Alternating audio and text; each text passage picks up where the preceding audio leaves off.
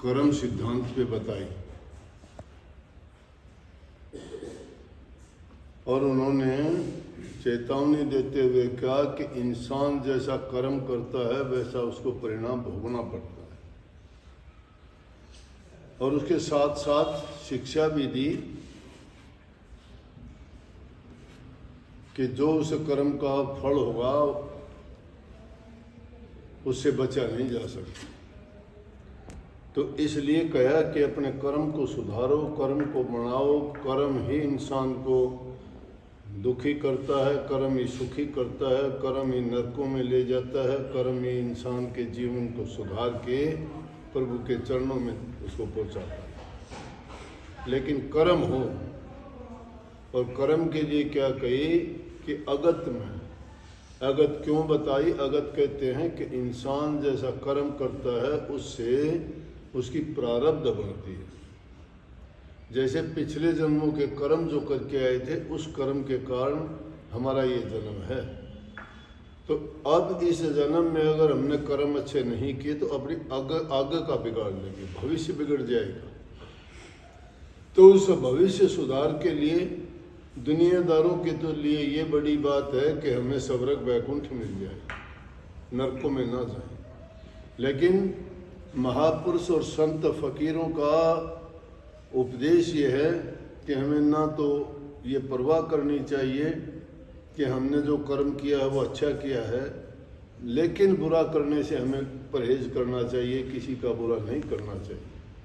कर्म करके उस फल की आस नहीं रखनी चाहिए, बल्कि प्रभु की भक्ति में अपने आप को लीन करके और निष्काम भाव से सेवा, नेक कर्म, परोपकार, मानवता का कल्याण, दूसरों की भलाई, सेवा और हित करना चाहिए।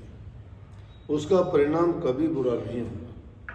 लेकिन अगत में बोगे, कहते हैं कि अगर तुमने जिस प्रकार से कोई चंदन के बिरवे को, चंदन के पेड़ को कभी नहीं सींचता, क्योंकि जो अच्छे पेड़, फलदार पेड़ होते हैं, उनकी देखभाल की, उनको सिंचाई करने की, उनकी बिना ज़रूरत की शाखाओं को काटने की, सर्दी गर्मी से उसको बचाने की ज़रूरत पड़ती है उनकी। तो कहा न कि चंदन बिरवा कभी न सींचा, सींचे आक बंबूर। चंदन बिरवे से मतलब है कि हमने कोई पुण्य के काम तो कभी किए नहीं, और खोटे मंदे पाप कर्म चुगली निंदा में फंसे रहे। तो वो चुगली निंदा बुराई करना, पाप कर्म करना, वो ऐसे हैं जैसे आग बंबूड़ को सींचना। अब आग बंबूड़ हमारे किस कर्म के हैं?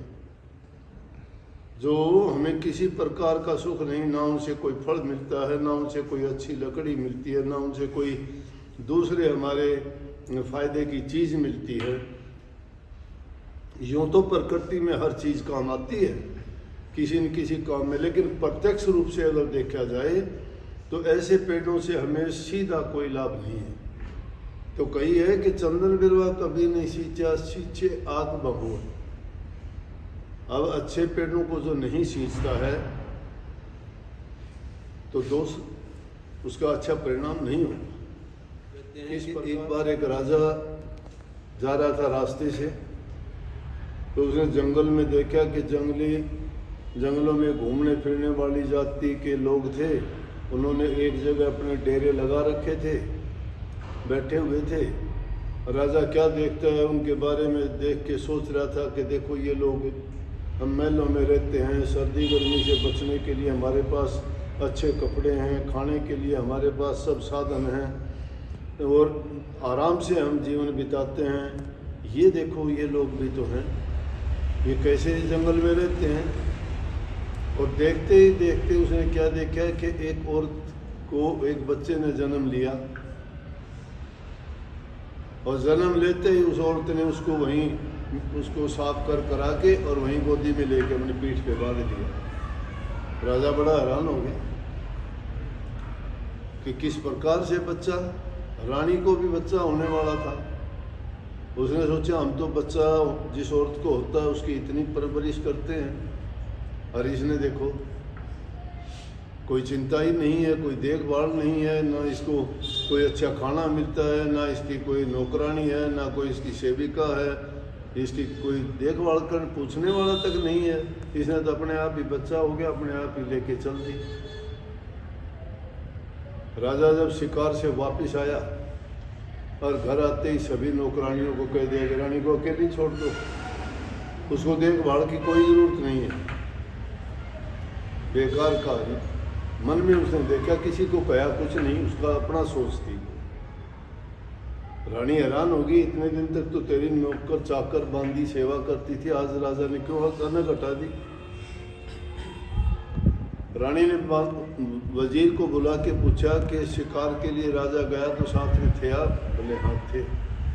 बोला क्या कोई बात हुई थी? समझवान आदमी जो होता है पहले बात को गौर से देखता है, लेकिन बिना बेचारे जो इंसान काम करता है उसका परिणाम कभी अच्छा नहीं होता। कही है कि बिना बेचारे जो करे सो पाछे पछताए, काम बिगाड़े अपना जग में हो दसाए। हर काम को धैर्य से देखो, तुम धैर्य रख के देखोगे तो तुम्हारा परिणाम अच्छा निकलेगा। हमेशा गर्म लो एक को ठंडा लो, अकाटता ठंडा दिमाग रखो, आवेश क्रोध ना करो। किसी भी अगर कोई भी बुरी बात भी है तो भी धैर्य रख के अपने मन में उस पर विचार करो, तो विचार करोगे तो उसका परिणाम हमेशा अच्छा निकलता है। तो रानी ने बड़े धैर्य के साथ उससे पूछी वजीर से, और जो विचारवान और विवेकशील होते हैं वो हर बात को बड़ी गहराई तक जांच के फिर उसके बाद उसका जवाब देते हैं। मूर्ख आदमी कुछ का कुछ बकते हैं, कहते हैं, जो उनके मन में आता है वो कहते हैं, लेकिन महानता का गुण ये है और संतों का विशेष रूप से कि वो किसी भी बात के लिए आवेश में नहीं आते, पूरा मौका देते हैं उसको। जो जाहिल और बुरे हैं वो अपने आप प्रकट हो जाते हैं। जिस प्रकार से गंदी चीज को अपने आप बाहर फेंक दिया जाता है, उसको पास कोई नहीं रखता। जंगली जानवर भी गुफा बना के जो रहते हैं उसके अंदर वो अगर पखाना भी करते हैं तो देखोगे ना तो पंजों से उसको भी बाहर फेंक दें, उसके ऊपर नहीं बैठते। कुत्ता भी अगर बैठता है तो तुमने देखा होगा पंजे से वो थोड़ी मिट्टी हटा के और उसको जगह बना के बैठता है, गंदी जगह में नहीं बैठता वो। कहने का मतलब धैर्य रखे इंसान, विवेक से काम ले। तो रानी ने विवेक से काम लिया, वजीर से पूछा। वजीर बोला ऐसी तो कोई बात नहीं थी। बोला कोई घटना हुई? बोला घटना भी ऐसी कुछ नहीं थी। तो कोई आदमी ऐसा मिला हो? बोला कि एक बात तो जरूर हुई थी कि वहाँ घुमक्कड़ जाति के लोग थे, वो भी चले जा रहे थे जंगल में। वहाँ देखते देखते एक औरत को बच्चा हुआ और वो औरत उसको उसी टाइम खड़े खड़े उसको साफ करके और बच्चे को अपनी पीठ पे बांध के फिर चल दी। बोले ठीक। रानी गर्भवती थी। रानी ने क्या किया, माली को बुला लिया जो राजा के बाग की देखभाल करता था। फलदार पेड़ थे, फूलदार पेड़ थे, सजावट के पौधे थे। माली को बुला के कहने लगी कल से किसी भी पौधे को पानी नहीं देना, खोदी नहीं करनी, संभाल नहीं करनी, आराम करो तुम। अगर एक पौधे को भी पानी दिया, देखभाल की तो खबरदार। एक हफ्ते के बाद राजा वहाँ घूमने के लिए बाग में गया, देखने के लिए। देखता है बाग का बुरा हाल, पेड़ मुरझाए हुए हैं, फूल मुरझाए हुए हैं, पत्ते बिखरे हुए हैं, टहनियाँ कुछ टूटी हुई हैं हवा से, कुछ सूखे पत्ते खनखनाट कर रहे हैं, कुछ फल टूट के नीचे गिरे हुए हैं, किसी में कीड़े लगे हुए हैं, किसी को पक्षी खा रहे हैं। बाग की हालत देख के राजा को बड़ा क्रोध आया। कहने लगे अरे मूर्ख, ये क्या किया तूने? किस लिए तेरे को यहाँ छोड़ रखा है? हाथ जोड़ के कहने लगे जहाँ पना माफ करो मुझे। क्या करूँ मैं? अगर रानी का हुक्म नहीं मानूँ तो मैं मारा गया, आपका हुक्म नहीं मानूँ तो मारा गया। रानी साहिबा का ये हुक्म है कि किसी आदमी कुछ नहीं करना। राजा उसी गुस्से में जाके कहने लग गया कि उस माड़ी को क्यों मना किया तूने? बोला क्या हो गया? बोला उसमें इतने पौधे लगे हुए थे, सब बर्बाद कर दिए उसने। ओहो। रानी बोली क्या फर्क पड़ता है पौधों को? बोला क्यों? ये जंगल में जो पेड़ पौधे खड़े हुए हैं उनको कौन देखता है, उनकी कौन रखवाली करता है, उनकी कौन संभाल करता है? नजारे रानी मूर्ख है तुम, ये फलदार पेड़ हैं, इनको जरूरत है इनकी रक्षा की, सुरक्षा की, पानी की, इनको हर प्रकार से देखभाल की आवश्यकता है, नहीं तो ये फल नहीं देंगे। बोले इन पौधों में उनमें बड़ा फर्क है। तो वो कहने लगी राजा उस औरत में रानी में भी बहुत फर्क है। वो घूमने वाली थी, उनकी हालत इसी हालत में वो रहते हैं, मैं महलों में रहने वाली हूँ, मेरी ये हालत है। राजा को ज्ञान,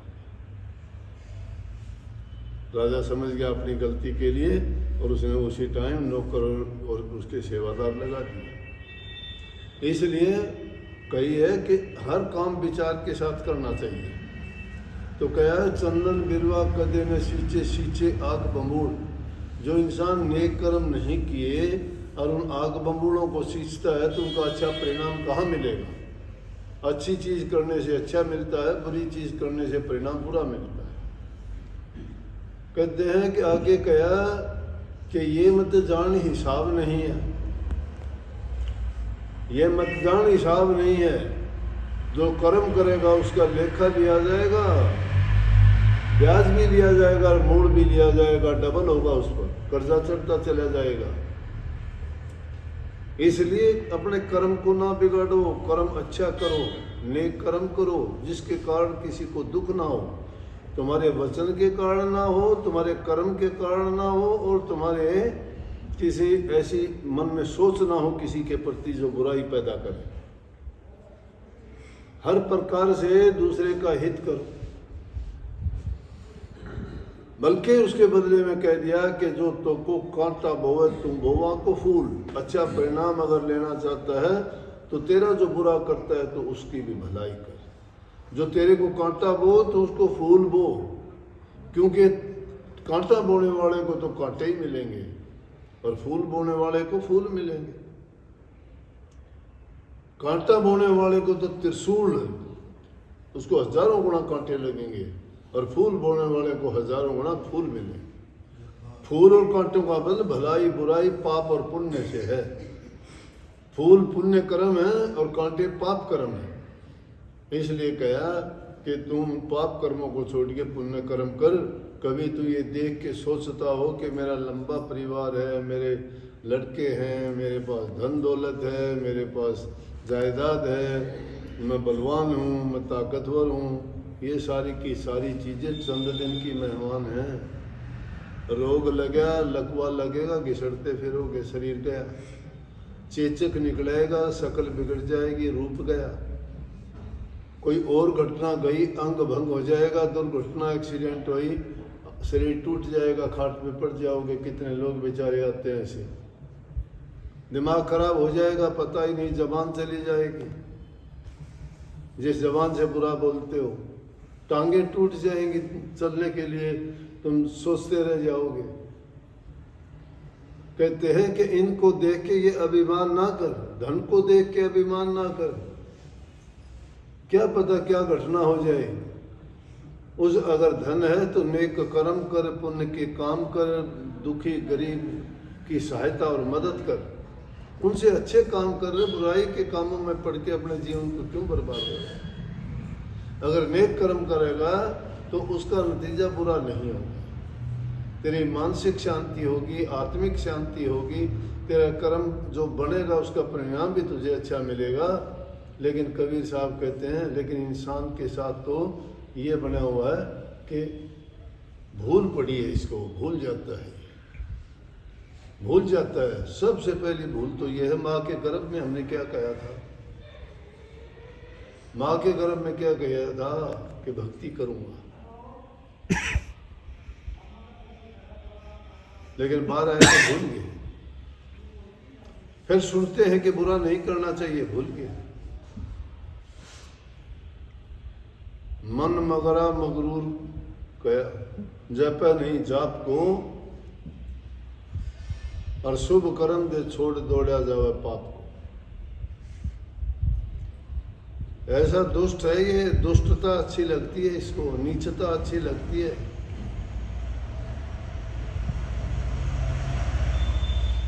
बुरे आदमी ने बुरा जाके अपने आप ढूंढ लेगा, और वो बुरा क्या करेगा, अच्छे काम करेगा? नहीं, कभी नहीं कर सकता। और वह आते इसीलिए, उनके खोटे कर्म होते हैं, वो अपने भोगने के लिए ही आते हैं, दुष्टता के लिए आते हैं। कोई कितना ही समझा लो कि मन धृतराष्ट्र मन दुर्योधन क्या माना, कितना समझाया, रावण क्या माने, कितना समझाया, सबने समझाया, भाइयों ने समझाया, रानियों ने समझाया, मित्रों ने समझाया, रिश्तेदारों ने समझाया, नहीं माना, वो बुरे लगे। लेकिन सर्वनाश हो गया जब मान गया। दुर्योधन ने पूरा का पूरा अपना परिवार खपवा दिया, फिर मान गया। किस चीज का अहंकार, किस चीज की मरोड़। इस बात को तो भूल पड़ी हुई है। कहे कबीर कोई कोई चेते, कोई कोई चेते, भागी जीव चेतता है, नहीं तो न्यू कैसे ज्ञानी सेती ज्ञानी मिल जा, बात ज्ञान कीटो ले रहे, मूर्ख सेती मूर्ख मिल जा, कोड़ब कोड़ा हो ले रहे, ढेर ढेर न जाके न भाई गंगा जी पे टोले रहे। जिस इंसान की जैसी वृत्ति हो वो उसा इंसान ढूंढ लेगा जाके। अच्छे इंसानों को नहीं ढूंढ सकता वो, क्यों? उसके ऊपर लिख रखी है, उसके जो लेख लिखे थे ना, उसे करे हुए कर्म के लेख लिख रखे पक्के, नहीं बच सकता। हाँ, वो भागी जीव वो है जो संतों की शरण में जाके उनके दर्शन करके और उनकी बात को मान के अपने कर्म को सुधार ले, बना ले। एक आदमी कर्जदार हो गया और कोई उसको कहता है काम कर ले, नौकरी कर ले, पैसे कमा ले, तेरा कर्ज उतर जाएगा। वो अगर काम करने लग जाएगा, कोई न कोई रोजगार करेगा, कमाई करेगा, तो उसके पास पैसे हो जाएंगे, कर्ज उतरेगा कि नहीं उतरेगा? कर्म के कर्जदार बन के बैठे हो, लेकिन कर्म नहीं सुधारना चाहते, बिगाड़ना ही चाहते, बिगाड़ना ही चाहते। तो ये है वो इंसान की कि कोई कोई चेत गैल पड़ी है भूल, ये भूल पड़ी हुई है। कबीर साहब कहते हैं भाई अपना कर्म बढ़ाओ, कर्म सुधारो, जीवन सुधरेगा, मन और आत्मा में शांति मिलेगी, और जब शरीर भी पूरा हो जाएगा तो तुम्हारी सदगति होगी। जब मरते वक्त बाद में कहें ना कि राम नाम सत्य है, सत्य बोलो गत है, सत्य बोलो गत है, वो सत्य जिंदगी में बोलना चाहिए था। उस मरोड़ी लाश के ऊपर कहो सो सत्य बोले गत है, फिर गत नहीं होती। सत्य उसने तो बोल लिया, हम बोले जाओ वो भी बनावटी बोलते हो। वो सत्य अगर पहले बोलते ना, सत्य सत्य उस मालिक को कहते हैं, सत्य सत्ता को कहते हैं, सत्य उस ताकत को कहते हैं, सत्य जो सारी सृष्टि को चलाने वाला, सब जीवों को और सबसे ऊपर जो है उसको सत्य कहा गया है। वो सत्य बोलो। सत्य बोलने का मतलब साक्षात्कार करो, उसको हमेशा हाजिर नाजिर मानो। उसको जब हाजिर नाजिर मानोगे तो पाप कर्म से बच जाओगे। अरे मूर्ख से मूर्ख जानता है, छोटा सा बच्चा भी जानता है, जो धमकाता है उसके पास जाता है क्या? जो प्यार करता है उसके बाद भाग जाएगा। पशु जानवर भी जानते हैं, उसके सिर पर आके जिनको दाना डालते हो, कबूतर है, दूसरे चिड़िया है, ऐसे ऐसे जानवर हैं, आके तुम्हारे कंधे में बैठ जाएंगे, सिर पर बैठ जाएंगे, क्यों? पता है ये कुछ को नहीं करे, तुम्हारा हितकारी है, तुमने चूका डाले, पानी दे। लेकिन जिसने न्यू देख जा ये सपेले बिंजारे या दूसरी जाति वाले गाँव में हो तो वो किसी गलत मारे, एक कुत्ता दूर तो देख दी भोंकड़ा शुरू कर देगा, वो अपने आप प्रकट हो जाती है बुराई। इसी तरह से जानवर भी उसको पहचान लेते, इंसान तो इंसान है, इंसान तो इंसान है। तो इसलिए जो अपने आप को भी नहीं सुधारना चाहता तो उसने सीधा सोच लेना चाहिए इसका परिणाम क्या है। इसलिए इस वाणी का अर्थ यही था कि भाई अगत में कांटे मत बो, अपनी आदत को ना बिगाड़ो, उसको संवारना चाहते हो तो नेक कर्म करो, धर्म के रास्ते पे चलो, पाप कर्मों को त्यागो, प्यार प्रेम से रहो, मन से वचन से कर्म से पवित्र हो जाओ। सबको आशीर्वाद।